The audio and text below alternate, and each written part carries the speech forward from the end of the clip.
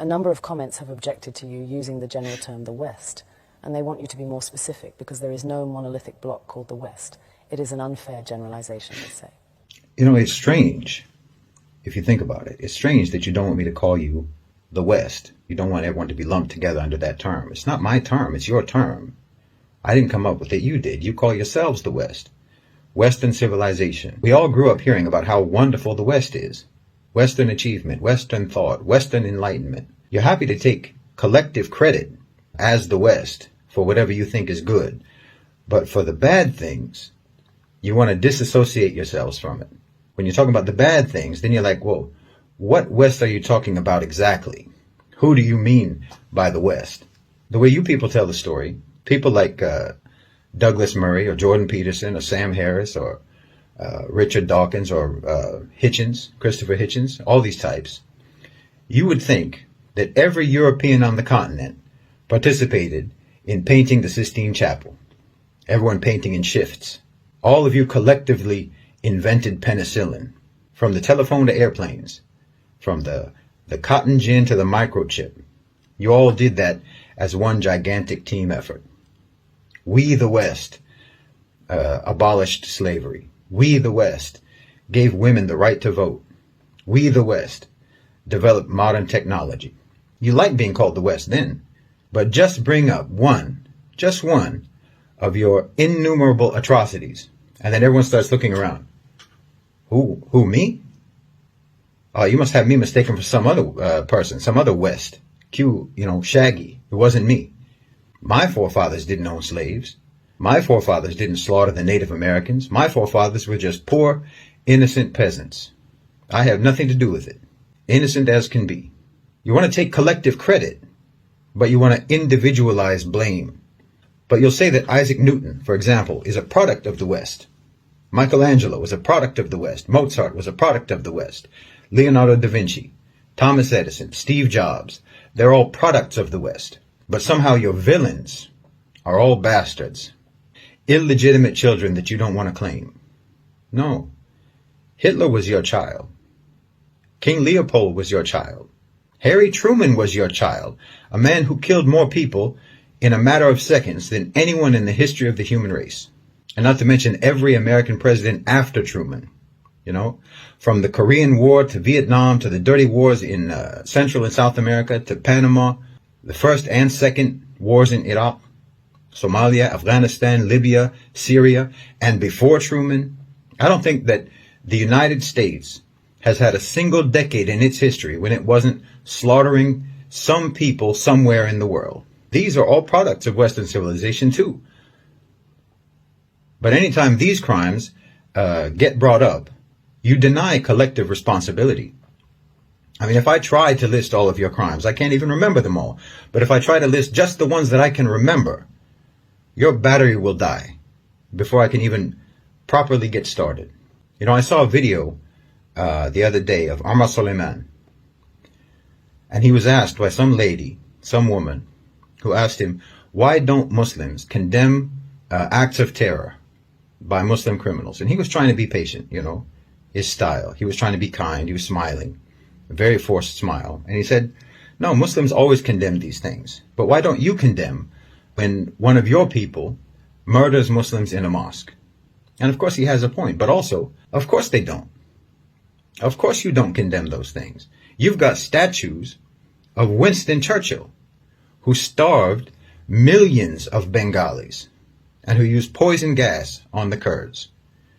You not only don't condemn your terrorists, you not only don't try them for war crimes as they should be tried, you re-elect them into office.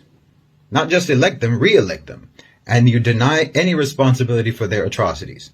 No, if you want to be called the West, when it comes to any positive achievements, then you have to accept being called the West for all the full catalog of inhuman, vicious, genocide, murder, rape, torture, bigotry, exploitation, oppression, assassinations, coups and subjugation, evil and brutality, all that your people have ever committed. That's why I always say Western civilization is a sarcastic term, because you never civilized.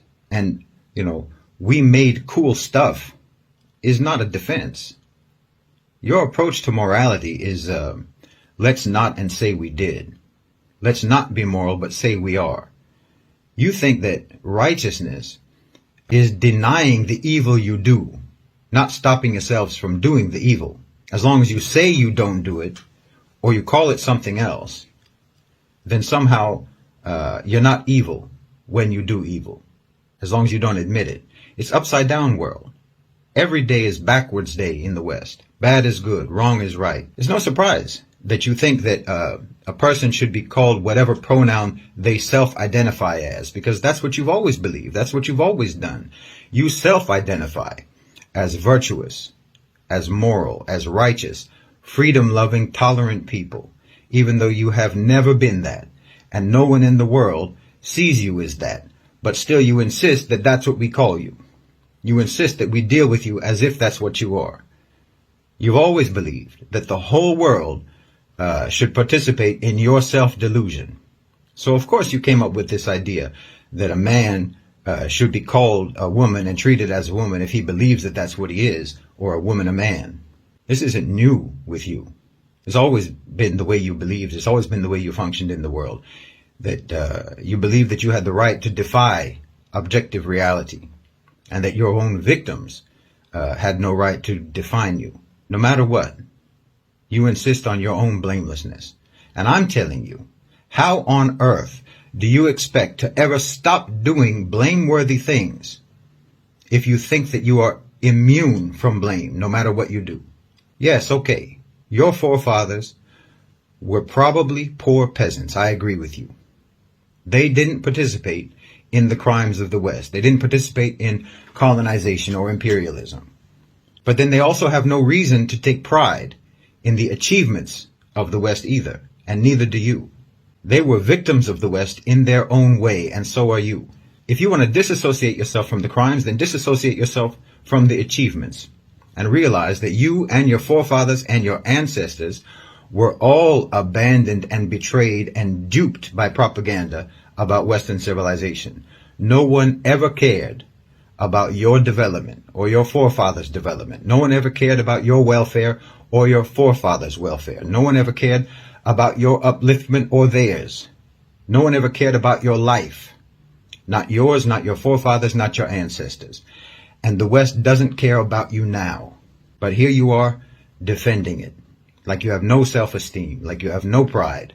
You and I both know the West doesn't care if you starve to death. They don't care if you get kicked out of your home and live on the streets.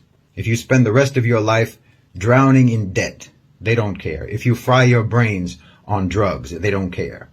And if you decide that life is too hard, they'll help you kill yourself. That's the West. And that's what the West thinks of you. The West didn't raise you right because you don't matter to the West. They don't care if you have knowledge. They don't care if you have an education. They'll pass you on up to the next grade whether or not you can read or write, because you don't matter. Every day of your life, your civilization all around you is shouting at you in a million different voices that you don't matter. You're just a replaceable cog in the machine. Everyone in the West is regarded as disposable by the West, and still you defend it as the pinnacle of human refinement. You need to break that spell because you're living in a trance of propaganda that's all designed to keep you oblivious to your own humiliation. But then you'll get mad at me for trying to tell you to break that spell, to break that trance. You'll get mad at me because I'm trying to tell you that you need to stop being humiliated. You need to stop aligning yourself with the ones who are humiliating you. You need to stop aligning yourself with the ones that were humiliating your forefathers and that are humiliating you now. And you're going to get mad at me. But you don't disassociate yourself. I'm supposed to disassociate you from them. But you're not. Why should I disassociate you from the West when you don't do it yourself? I'm trying to tell you that you need to break the trance. I'm trying to tell you that you need to break out of the propaganda. You need to break out of the indoctrination. You need to break out of the programming. But you're going to get mad at me for telling you that. And you want to hold on to the programming. You want to hold on to the indoctrination. And then while you're holding on to it, I'm supposed to separate you from the indoctrination that you're holding on to. So how are you supposed to change?